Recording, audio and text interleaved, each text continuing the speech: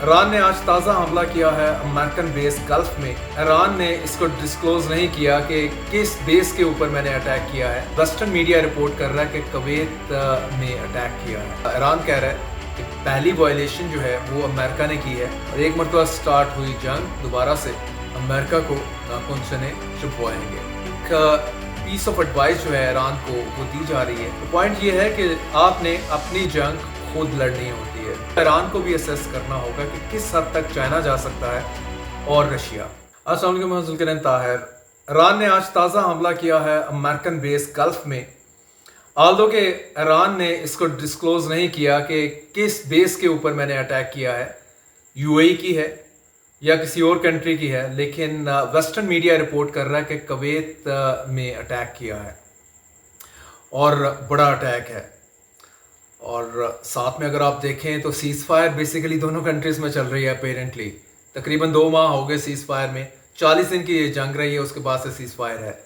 लेकिन क्वेश्चन ये है कि ईरान कह रहा है कि पहली वायलेशन जो है वो अमेरिका ने की है। उसने ईरान के सौदर्न पार्ट को निशाना बनाया है, साउथ में जाके उसने अटैक किया है और ये उसका जवाब है जो आज हमने दिया है। उसका ड्रोन भी हमने तबाह किया है और बिसाइड्स एक भरपूर अटैक है जिसमें अमेरिकन सोल्जर जो हैं वो काफ़ी ज़ख्मी हुए हैं। चीज़ें कहाँ आगे बढ़ेंगी और अगर आप वायलेशन करते रहेंगे तो एग्रीमेंट जो है वो दूर होता जाएगा अपेरेंटली। इसमें एग्रीमेंट के हवाले से आपको लेटेस्ट बताता चलूँ कि एक नया ड्राफ्ट जो है वो डोनाल्ड ट्रंप ने शॉर्ट ड्राफ्ट वो दोबारा से ईरान को भिजवाया है थ्रू पाकिस्तान। और उसका कहना है कि इसमें जो मैंने पहले आपको कंसेशंस दी थी वो मैं विड्रॉ कर रहा हूँ, इसमें कंडीशंस मज़ीद टफ हैं। तो माइंड बॉगलिंग है, फेल टू अंडरस्टैंड कि जो टफ किस्म का ड्राफ्ट है, मीन जिसमें ड्राफ्ट में आपने और चीज़ें ऊपर नीचे कर दी, सख्ती कर दी ईरान के लिए, तो उस पर ईरान कैसे एग्री करेगा।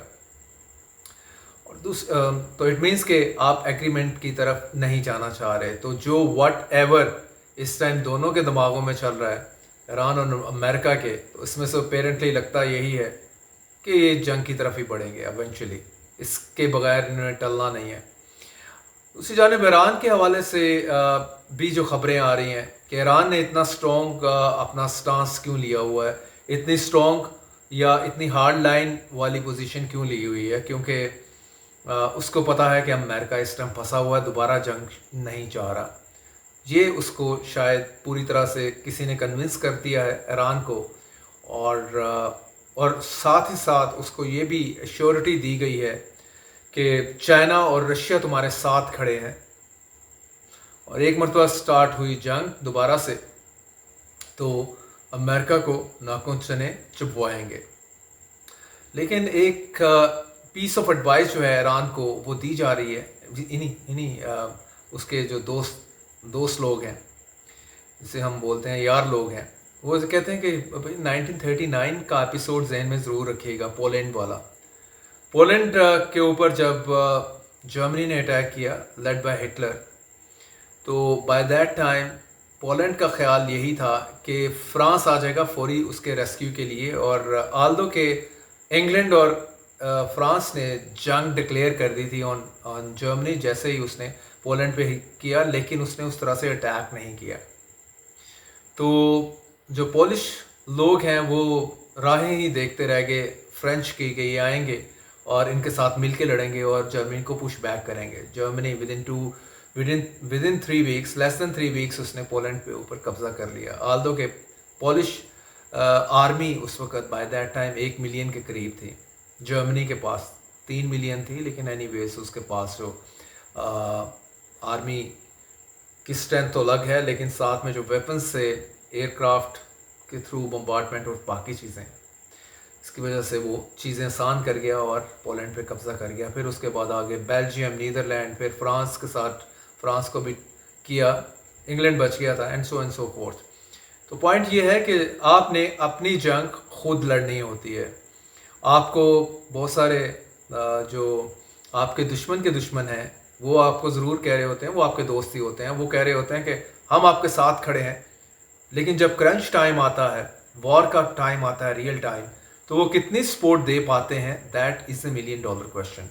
इसको ईरान को भी असेस करना होगा कि किस हद तक चाइना जा सकता है और रशिया।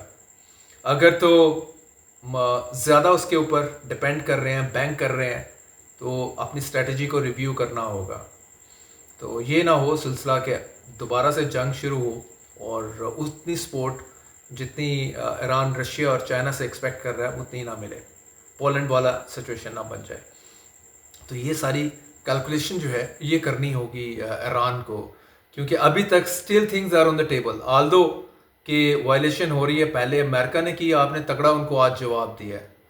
अमेरिकन्स को भी पता है कि आप तगड़े हैं, लेकिन किस हद तगड़े हैं वो उनको ज़रूर मालूम होगा। तो थिंग इज दिस कि आपने अपने आप को पूरी तरह से कि दोबारा जंग में अगर जाना है तो आप कहाँ खड़े हैं। और अब आ जाए एग्रीमेंट के ऊपर, एग्रीमेंट कहाँ खड़ा है। एग्रीमेंट के हवाले से जो पाकिस्तान की 60 दिनों से भरपूर एफर्ट्स चल रही हैं वो कहाँ पे हैं। पाकिस्तान ने तो अपना पूरा जोर लगाया है, लेकिन जो the biggest of the sticking point जो है वो स्टिल इज देयर, वो है यूरेनियम के हवाले से। वो अभी तक नहीं मान रहा, ना ईरान मान रहा है, ना मेरे पास जो स्टॉक पाइल है वो मैंने नहीं सरेंडर करना। और आगे एनरिचमेंट ऑफ यूरेनियम वो भी उसने कहा है कि मेरा राइट है, लेकिन वो साथ में ये कहता है मैं जौहरी सलाहियत जो है, मैं जौहरी प्रोग्राम कंटिन्यू नहीं करूंगा, उसको मैं तर्क कर देता हूँ। अमेरिका कहता है जो इसकी तो गारंटी तुम दोगे ही, इसके साथ साथ यूरेनियम के हवाले से भी अपना हाथ उठा लो, जो तुम्हारे पास है वो हमें दे दो। यूरेनियम 440 किलोग्राम यूरेनियम इस टाइम ईरान के पास मौजूद है। अमेरिका की नज़रें उसके ऊपर हैं, वो कह रहे हैं हमें दे दो। फिर ये भी प्रपोजल आई कि ये किसी थर्ड कंट्री को दे दें, लाइक रशिया को हैंड ओवर कर दिया जाए। इसके ऊपर देखें, एग्री करेंगे तभी आगे चलेगा, otherwise this is the biggest sticking point है। इसके आगे हलचल नहीं होना, क्योंकि ये सारा चूरन जो है यूरेनियम का, ये डोनाल्ड ट्रंप ने अपनी अवाम को बेचा हुआ है। 36 करोड़ अमेरिकन को उसने यही कहा है कि मैंने इस वजह से ईरान के अगेंस्ट जंग शुरू की, क्योंकि जौहरी सलाहियत इसने अचीव कर लेनी थी और यूरेनियम जितनी इसके पास है और मजीद ये एक्वायर कर रहा था।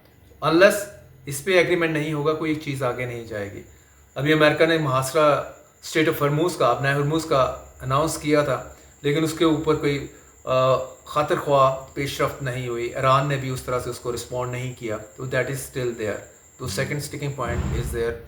लेकिन अभी तक जब तक, और ईरान का बयान है कि हमारा ये राइट है, तो ये जिस तरह से अब लग रहा है कि कोई किसी किस्म की फ्लैक्सिबिलिटी अमेरिका की तरफ से नहीं शो की जा रही उन यूरेनियम जौहरी सलाहियत को लेके ईरान की, और ईरान इसके ऊपर बड़ा स्ट्रॉन्ग स्टेटमेंट दाग रहा है मुसलसल, कोई फ्लैक्सिबल नहीं है इस मुद्दे के ऊपर। तो इवेंचुअली फिर ये अभी जो वायलेशन स्टार्ट हुई है सीज़ फायर की, ये लगता है बढ़ेगी। और जो सबसे बड़ा ट्रम्प कार्ड ईरान के पास है वो बता चुका है कि मैंने गल्फ रीजन में जहाँ जहाँ अमेरिकन बैठे हैं, उनकी बेसिस हैं, मैंने उनको टारगेट करना है। तो उसका प्रोग्राम यही है, पूरा खित्ता इसमें फिर आएगा। और अमेरिका या इसराइल भी शायद इसमें सुकून से बैठा है और मुसलसल बम्बार्डमेंट कर रहा है लुबनान में, और रादर काफ़ी हिस्सा जो है लुबनान का वो उसके ऊपर इस टाइम उसका कब्जा भी है। वाइटल एक कैसल जो है वो उसने अभी कल ही टेक ओवर किया है। तो लगता नहीं है, किसी का मूड नहीं लग रहा कि ये जंग बंदी की तरफ ये जाएंगे। तो अभी लगता है कि री पोजीशनिंग हो रही है, री स्ट्रेटेजाइज कर रहे हैं अपने मामलात को, और इवेंचुअली एक बड़ी जंग जो है वो दुनिया के दाने पे हमें नज़र आएगी। एपिसेंटर इसका मिडल ईस्ट होगा। तो देखें फिर उसके बाद कि चीज़ें आगे थमेंगी कि और कंट्रीज इसमें इन्वॉल्व होंगे इस जंग में। अभी तक आज की डेट में जो है वो ऑप्टिमिज्म हमें कम नज़र आ रहा है, और यही नज़र आ रहा है कि ये अमेरिका स्पेशली इसराइल ये नहीं चाह रहा कि ये जंग बंदी हो। और दूसरी जानिब ईरान के पास शायद एक बड़ी ऑप्शन छोड़ चुके हैं वो, कि अगर आप यूरेनियम के हवाले से ओपनली डिक्लेयर कर दें कि हमने यूरेनियम सरेंडर कर देनी है और मज़ीद नहीं हासिल करनी, जौहरी प्रोग्राम तर्क, तो ये इससे रिलेटेड अगर अनाउंस कर देता है ईरान और फिर भी अमेरिका कुछ करता है, तो शायद अमेरिका के पास कोई कार्ड नहीं बचेगा अगर ईरान ये कार्ड प्ले कर दे। लेकिन अगर ईरान ये नहीं करेगा तो अमेरिका के पास ये स्ट्रॉन्ग पॉइंट रहेगा, स्ट्रॉन्ग जस्टिफिकेशन रहेगी ईरान के ऊपर दोबारा से एक बड़ा अटैक करने की। तो देखें, टाइम इज़ रनिंग आउट। बहुत सारी स्पेकुलेशन चल रही थी कि अभी थोड़ा सा गल्फ रीजन में चीज़ें कुछ ऐसी चल रही हैं, वो वंस दे आर सेटल्ड तो अमेरिका प्लान कर रहा है। तो देखें, कहा यही जाता है अभी भी स्टिल कि ball is at the court of Iran. Iran अगर यूरेनियम के हवाले से कमिटमेंट अमेरिका को दे देता है तो चीज़ें सारी आसान हो जाएंगी। $6 बिलियन उनके एसेट जो फ्रीज हुए हैं उससे लेके उन पर सैंक्शन पाबंदियाँ उठ जाएंगी एंड सो फोर्थ। बाकी सारे पॉइंट्स जो हैं जो डिस्कस कर रहे हैं आपस में, प्रॉक्सीज को सपोर्ट करना एंड सो फोर्थ, वो सब सेकेंडरी हैं। Thing is number 1 uranium. तो देखें इस पे डिसीजन कर पाता है ईरान फाइनली, या कि जंग का ही तबल बजेगा दोबारा। Thank you.